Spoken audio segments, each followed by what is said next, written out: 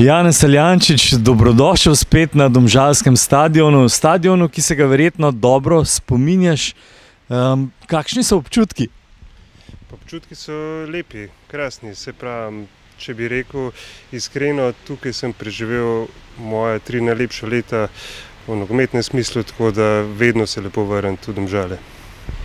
No, sam si tudi znan kot veseljak, pa če gremo kar k 2 naslovoma državnih prvakov v Domžalah, verjetno je bilo kaj veselja po teh naslovih? Pa seveda. Prvi naslov državnega prvaka osvojen v Domžalah, takoj naslednje leto še drugi, seveda. Najbolj se v bistvu spominjam vseh teh fantov, te bom rekel klape, ki smo jo ustvarjali v Domžalah. Sem preigral kar nekaj tekem v prvi ligi v različnih klubih, ampak takega vzdušja, takih prijateljev, take klape nisem nikjer doživel. Tako da tudi z veliko fanti gojim še danes prijateljstva, se slišimo, tako da se pravim, res krasni spomini na ta leta. Kateri pa bil tisti najbolj, da ne rečem hecen, ampak najbolj vesel soigralec?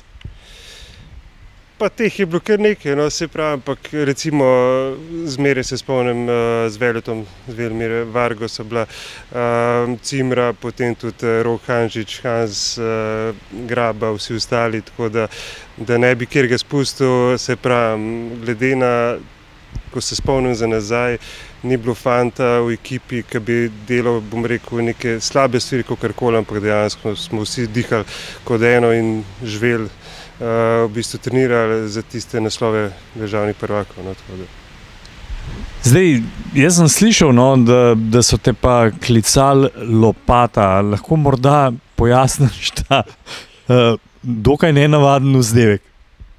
Pa v bistvu to je vse izhajalo iz heca.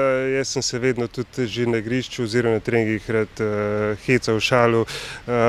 Če bi danes povedal, če bi me vprašal, katera noga je moja močnejša noga, bi se pohecal nobena. Obedve sta za, da ne nadaljujem stavka.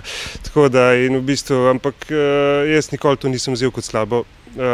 Vedno v bistvu tudi rad se pohecam na svoj račun, tako da kar se tega tiče, se pravim. Včasih zanimivi udarci, včasih, ne vem, jaz se malo pohecam leva vanjska, še danes na rekreacijah s prijatelji jo rad uporabljam. Malo za hec, precej bilo pa tudi za resno. Si pa v enem od intervjujev omenil tudi, da je tvoj najboljši trener v karieri bil ravno Slaviša Stojanović, ki je takrat z Domžalami osvojil ta 2 naslova. Definitivno.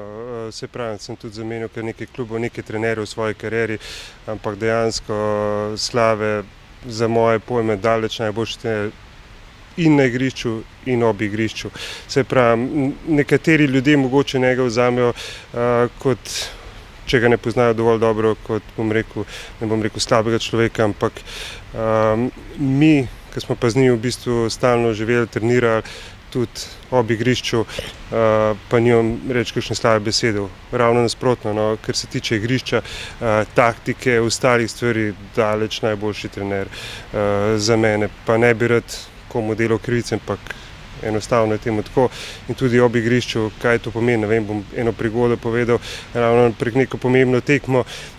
Seveda, jaz temu rečem mladi in neumni, je rekel Slave, da ne bi koga videl, da kam gre ven, da ne bo slučajno kaj spil, seveda. Jaz pa Veljo Varga, kaj bova drugega, greva v Ljubljano, pa greva ven in seveda pride do te tekme,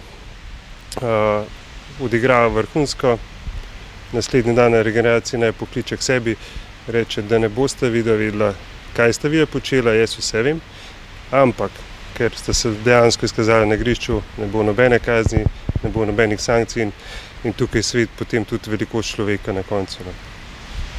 Ja, zanimiva zgodba. Zdaj, končal pa si kariero relativno zgodaj, pri 28 letih. Kako to?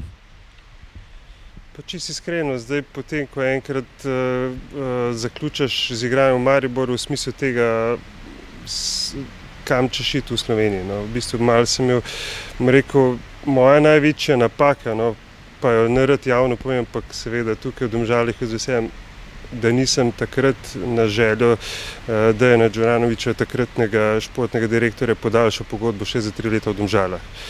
Potem seveda se je zgodila tista nesrečna poškodba na tekmi, poškodba očesa.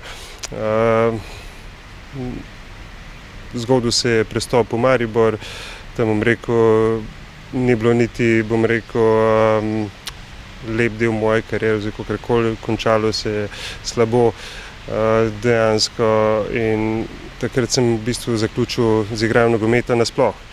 Potem po pol leta, bom rekel, penziona, po domači povem, me je poklical žal pokojni Suad Beširović in sem šel igrati v drugo ligo v Šenčur. Tam sem sicer potem še igral 4 leta, moram reči krasna leta v Šenčurju. Zakaj? Ker sem tam spoznal v bistvu vse moje zdajšnje dobre prijatelje, s katerim skupaj igramo nogomet, rekreacijo, igramo tenis, kolesarimo veliko, tako da vsaka stvar je za nekaj dobra, ampak še enkrat moram poudariti, tisto je bila, mislim, da moja največja napaka v sami moji karieri, da nisem podaljšal pogodbe z Domžalami. Vprašanje, kako bi se išlo, ampak vseeno. Na nek način si že odgovoril na naslednje vprašanje, kaj bi spremenil za nazaj. Si se pa po nogometni karieri podal v podjetniške vode, zdaj imaš uspešno turistično podjetje, glamping v Bistrici pri Tržiču. Kako je do tega prišlo? Pa čisto enostavno. Zdaj, se pravi, moja dva starša imata gostilno z dolgoletno tradicijo, več kot 200 let.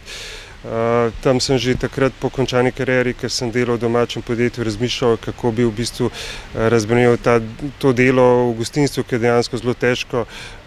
In sem že tam v bistvu razmišljal, potem tudi naredil 8 lesenih hišk s pomočjo družine. Zadeva, bom rekel, po domačem je noro zalaufala, ta segment turizma še danes je v porastu in naslednji korak seveda je bil, da zgradim nekaj zase. Tukaj sva se ujela z mojim zelo dobrim prijateljem Janjem Žumrom in na koncu je nastalo, bom rekel, krasno naselje 10 lesenih hišk z vsemi ostalimi stvarmi, kot so lesene kadi, savne in podobne dodatne storitve.